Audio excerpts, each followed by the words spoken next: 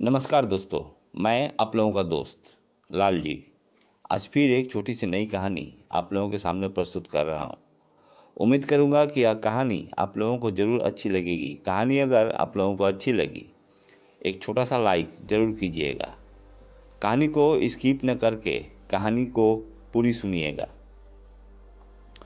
कहानी अगर अच्छी लगी तो कहानी को अपने दोस्तों में शेयर, कहानी पर कमेंट और बेल आइकन को प्रेस कर दीजिएगा ताकि मैं जब भी कोई नया वीडियो अपलोड करूं तो उसका नोटिफिकेशन आप लोगों तक जल्द से जल्द पहुंच जाए और आप लोग वीडियो को देख पाएँ।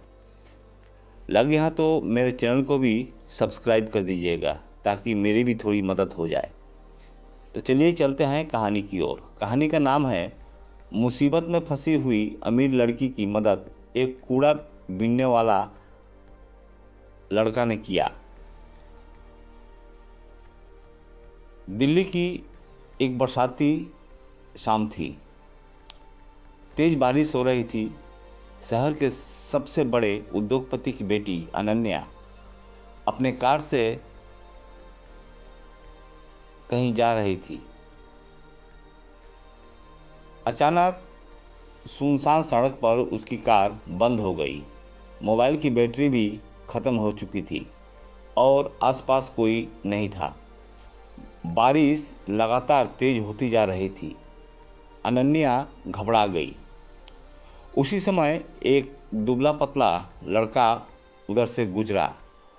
उसने जब देखा ये एक लड़की रास्ते पर अकेली परेशान है तो उसके कंधे पर एक फटा हुआ बोरा भी था। वह कूड़ा बीनकर अपना पेट चलाता था। उसका नाम था राजू। राजू ने देखा कि लड़की परेशान है। उसने विनम्रता से पूछा, मैडम, क्या मैं आपकी मदद कर सकता हूँ? अनन्या ने तो पहले उसे शक की नज़र से देखा। उसके मैले कपड़े देखकर उसे लगा कि शायद यह लड़का चोरी कर लेगा, लेकिन हालात ऐसे थे कि उसके पास और कोई रास्ता भी नहीं था।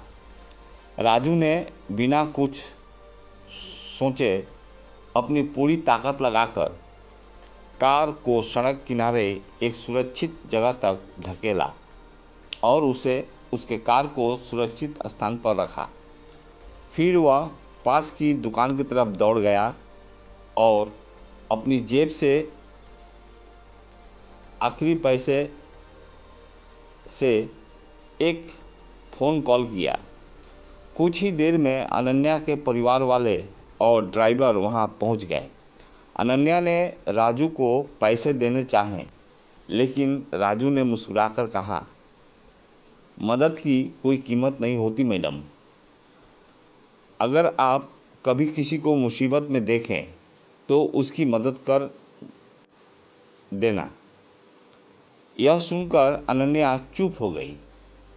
कुछ दिन बाद अनन्या के मन में बार बार वही लड़का आने लगा। उसने अपने स्टाफ से कहा कि हम उस लड़के को ढूंढना चाहते हैं और आप लोग उस लड़के को ढूंढिए। कई दिनों की कड़ी तलाश के बाद उसका पता मिल गया। राजू एक झुग्गी में रहता था। वहाँ वह अपनी माँ के साथ रह रहा था। वहाँ उसने देखा कि राजू अपनी बूढ़ी माँ की सेवा कर रहा है और दिन भर कूड़ा बीनकर जो कमाता उससे अपना घर चलाता। अनन्या की आंखों में आंसू आ गए यह सब देखकर। उसने राजू की पढ़ाई का पूरा खर्चा उठाने का फैसला किया। राजू ने स्कूल की पढ़ाई पूरी की। बाद में इंजीनियरिंग कॉलेज की पढ़ाई के लिए वह इंजीनियरिंग कॉलेज में एडमिशन लिया। सालों बाद वही राजू एक बड़ी टेक कंपनी में इंजीनियर बन गया। उसने अपनी मेहनत से एक ऐसी रिसाइकलिंग कंपनी शुरू की जिसने हजारों गरीब लोगों को रोजगार दिया। एक दिन उसकी कंपनी को राष्ट्रीय सम्मान मिला। पुरस्कार समारोह में राजू पहुंचा और मंच पर राजू ने कहा, अगर उस दिन मैंने इंसानियत के जगह गरीबी को चुना होता तो शायद ही मेरी ज़िंदगी कभी नहीं बदलती। राजू की ये बातें सुनकर दर्शकों ने तालियों से उसका स्वागत किया और पूरा हॉल तालियों से गूंज उठा।